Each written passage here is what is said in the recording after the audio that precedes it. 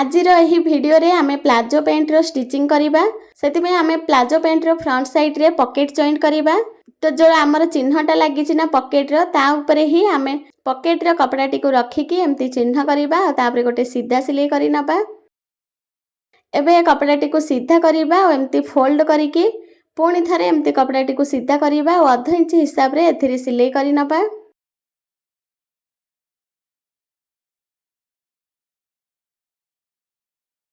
एबे कपड़ाटी को आमे एमती जॉइंट करि नबा और तळ साइड रु 1/2 इंच हिसाब रे शेप देकी एथिरे सिलाई करि नबा।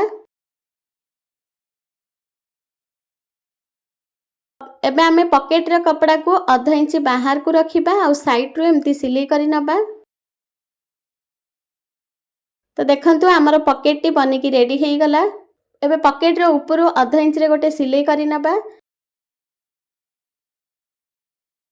तो देखंतु सांग माने हमर पॉकेट टी बनिकी रेडी हेई गला। वर्तमान आमे पैंट रो साइड रो सिलाईटा करिबा। तो 1/2 इंच हिसाब रे पैंट रे सीधा सिलाई करि नबा। तो देखंतु मो बैक पार्ट और फ्रंट पार्ट को सीधा रे सिलाई करि नै छी। आ पॉकेट टी भी हमर केते सुंदर हेछि आपण देखि पारुथिबे। एबे आमे पैंट रो आसन साइड रो तळ साइड को 1/2 इंच हिसाब रे सीधा सिलाई करि नबा। तो एई परि भाबरे आमे आरपट साइड रो पेंट को भी सिलाई करि नबा। एबे आमे मोरी रो सिलाई करिबा। तो सेति पई जो हमर मोरी रो चिन्ह लागि छि ताको आमे दाग करि नबा।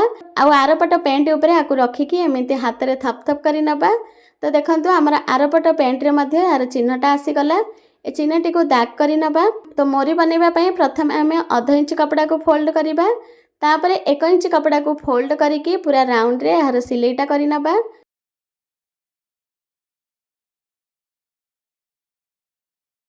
तो देखंतु हमर मोरी रो सिलाई हेई गला। सेम तरीका रे हमें आरो पैंट रो मध्य मोरीटी को तैयार करि नबा। तो देखंतु हमर दुई पट पैंट रो मोरी रेडी हेई गला। एबे हमें आसन रो सिलाई करिबा। तो गोटे साइड रो पैंट को हमें उल्टा रखिबा आ गोटे साइड रो पैंट को हमें सीधा रखिबा। ता भीतर एमती पुरेकी दीटा जाको मोरी को सीधा करिकी भलो भाबरे रखि नबा। तापरे दुईटे जाको आसन को एमती भलो भाबरे मिसेईकी धरिबा।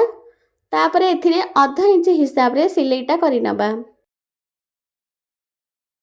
तो देखंतु सांग माने हमर आसन रो पूरा सिलाई हेई गला। तो माने हमें दीटा जाको पेंट को सीधा करि नबा। एबे हमें नेफा बनेइबा। तो सेति पई हमें नेफा ठारू तळ को 1.5 इंच रे मार्क करिबा। एमती आगपट और पछपट दुई साइड रे 1.5 इंच रे मार्क करि देले ना हमर नेफाटी एकदम सीधा रे बनिबो। स्केल रे लाइन टी को सीधा करि नबा। एबे हमें नेफा को फोल्ड करिबा। प्रथमे हमें 1/2 इंच कपड़ा को फोल्ड करिबा। तापरे हमें 1 इंच कपड़ा को फोल्ड करिबा। आ पूरा नेफा रे राउंड रे सिलाईटा करि नबा। तो देखंतु मो साइड रो 1.5 इंच कपड़ा सिलाई न करिकी छाड़ी छि। एथिरे हमें इलास्टिक को पुरेइबा। सेति पे मो 1.5 इंच कपड़ा सिलाई न करिकी छाड़ी देइ छि। वर्तमान हमें इलास्टिक को मापी नबा। जेतिके भी आपनकर अंटार माप थिबो ता ठारू 1/2 इंच एक्स्ट्रा नेबे।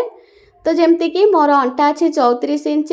तो मो इलास्टिक एठी 34 इंच आ अधे नेछि। 1/2 इंच हमर सिलाई रे पळेइबो। सेति पे जेतिके भी अंटार माप थिबो सेतिरे 1/2 इंच एक्स्ट्रा मिसेई कि नेबे। तो 34 इंच अधरे मार्क करिके इलास्टिक को कटिंग करि नबा।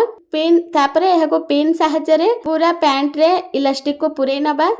तो इलास्टिक को पुरे साला परे इलास्टिक रो दी पट मुह को एमते 1/2 इंच हिसाब रे सिलाई करि नबा। 3-4 थर भल भाबरे सिलाई करि नेबे जहा द्वारा कि इलास्टिक टा आ खोलिबनी। तापरे हमें जो 1.5 इंच कपड़ा नेफारे खोला छाड़थिले ना ताको सिलाई करि नबा। आ इलास्टिक को एमती हाथ रे झिकी झिकी के सीधा करि नबा। तो देखंतु पूरा नेफारे हमर इलास्टिक टा भल भाबरे लागि सारी छि। इलास्टिक रो तळ साइड रो 2 पॉइंट छाडी के गोटे मार्क करिबा। आ इलास्टिक रो ऊपर साइड रो 2 पॉइंट छाडी के मार्क करिबा जहा द्वारा इलास्टिक टा उल्टा हबनी। तापरे इलास्टिक रो मझिरे हमें दीटा सिलाई करि नबा।